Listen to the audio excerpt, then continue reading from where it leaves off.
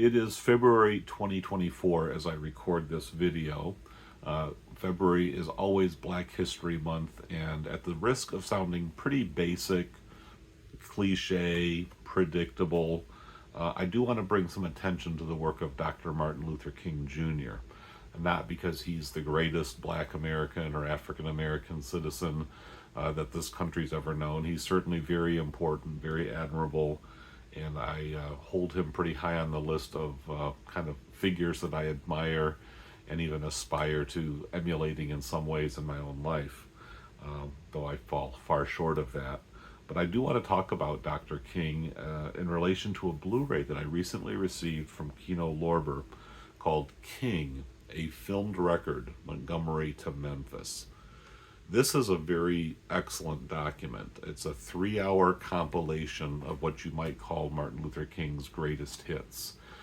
It starts, as the film title implies, in Montgomery, Alabama, during the famous bus boycott resulting from the arrest of Rosa Parks and Dr. King's work in that community to organize the black citizens of Montgomery, Alabama, in a boycott that basically, turned over the law, changed a lot of things, and really could be seen to initiate kind of the next phase of the ongoing civil rights movement that had been going on in the USA for quite a while, but really elevated to a kind of new level of awareness around the country. And it goes all the way to his assassination in 1968 in Memphis, with all the highlights in between. You can see on the cover just some of those pictures, some of those images. And you also see figures like Paul Newman up there.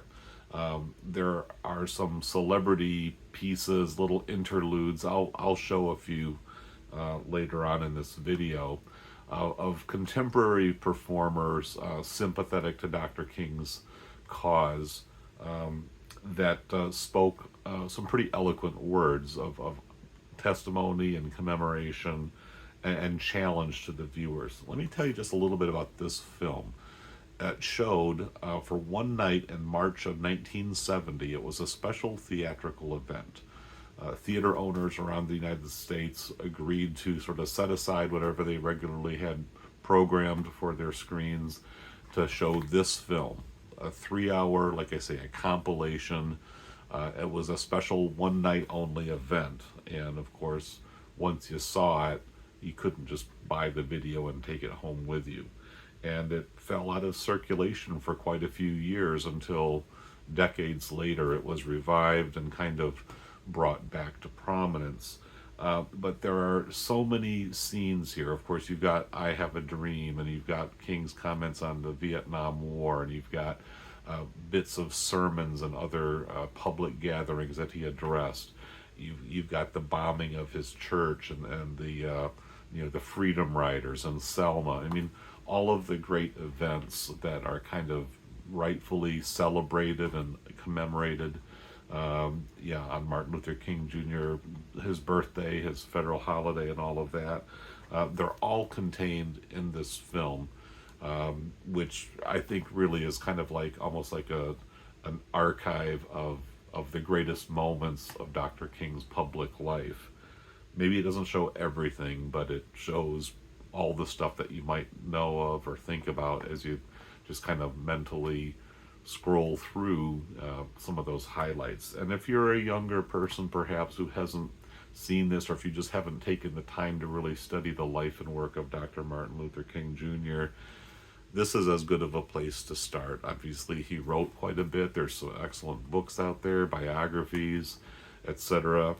But this is a very comprehensive record, and what I really appreciate about it is that it was released in 1970, just a little less than 2 years after his life was tragically cut short by an assassin's bullet, as he was in Memphis to kind of organize on behalf of the trash workers, the people who, the sanitation workers, I guess is what you'd call them, the people who, take out the trash and keep the city clean and habitable and all of that. They were on strike because of poor working conditions, wages, etc. King was really focusing on poverty and the plight of the poor at this point in his career. A lot of the civil rights, voting reforms and things like that had already passed, and he was moving into some new directions. And you really get the sense of the tragedy of his life being, like I say, cut short at that time. His loss feels very raw and present in this film, because there was still a lot of dissension. There was no prediction at this time that Dr. King would go on to have his birthday, sanctified, if you will, as a federal holiday. And the mythologizing of Dr. King's life hadn't really kicked in yet. He was certainly a very known figure at that time, and there was a lot of angst and controversy around his work and what he did. And in the black community, there were the tensions between the more militant, the emerging Black Panthers, Malcolm X, even though he had been assassinated years earlier, his more militant side of fighting back and sticking it to the man and all of that was still very vigorous and lively debate. And there was really kind of two camps, broadly speaking, within the African American community at that time. And a lot of these debates really had not been settled, and there were factions. But Dr. King's legacy really comes through in this film, and I highly commend it as a reference item. Even if you're not going to sit down and watch all 3 hours of it, it's great to just pop in these pieces every so often and refresh yourself and just marvel at the power of King's oratory and the beauty of his cadence and the profundity of the arguments that he makes as he presents his perspective on the issues of his times.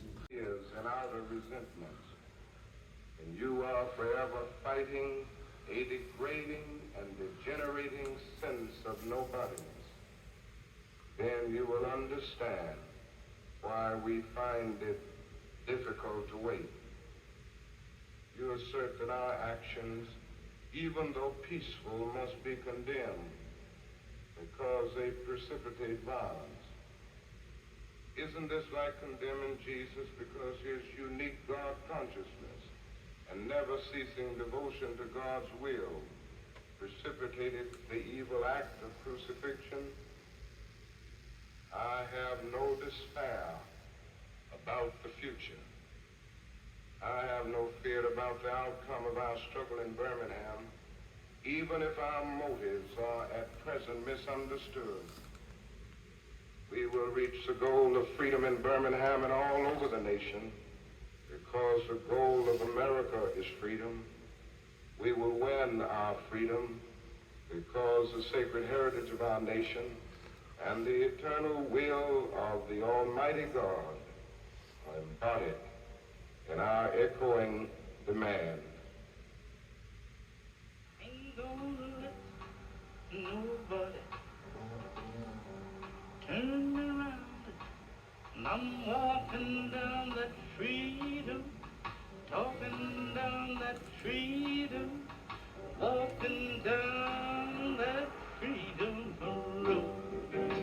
Ain't gonna let nobody step on me, yeah. Step on me, no, they can't step on me. There's not any supplements. I mean, here's what you get. You get the disc inside. You get some, information on the back. And I really do wish that there was a menu that would tell you which, scenes were in each chapter. That's probably my biggest criticism of the release, is that it's kind of bare bones. There are 2 trailers on here. They were made featuring Harry Belafonte. They were publicity prior to the release of the film, you kind of building anticipation and inviting people to come to this special event. So they do have some historic significance, and it's kind of interesting to hear Belafonte kind of making the case, and all of these figures. Some of the other names that were appearing, Ruby Dee, Ben Gazzara, Charlton Heston, James Earl Jones, Burt Lancaster, Paul Newman, Anthony Quinn, Clarence Williams III. He was the Lincoln in the Mod Squad, a popular TV show at the time, and Joanne Woodward, Paul Newman's wife. Again, all filmed in 1970, and they were filmed by Sidney Lumet and Joseph Mankiewicz, who were, I guess you could say, the directors of the film, even though this is all basically stock footage or TV broadcasts. Some of it's kind of in a rougher shape. It's not really polished up.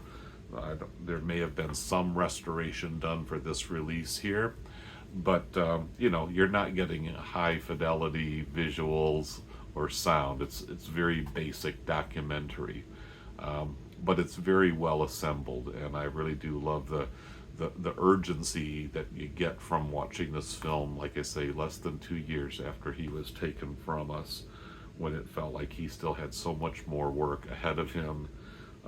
But of course, his death was kind of one of those hallmark events that signaled the end of the 60s, and certainly the end of that more kind of utopian, progressive, hopeful outlook that flourished in the middle years of that decade, before a lot of those dreams kind of came crashing down. So check this out. Look for a copy of it. It's a powerful document that I think belongs on a lot of shelves. Maybe not the most cinematic thing you've ever seen, but powerful and even life-changing in its impact. King, a filmed record, Montgomery to Memphis.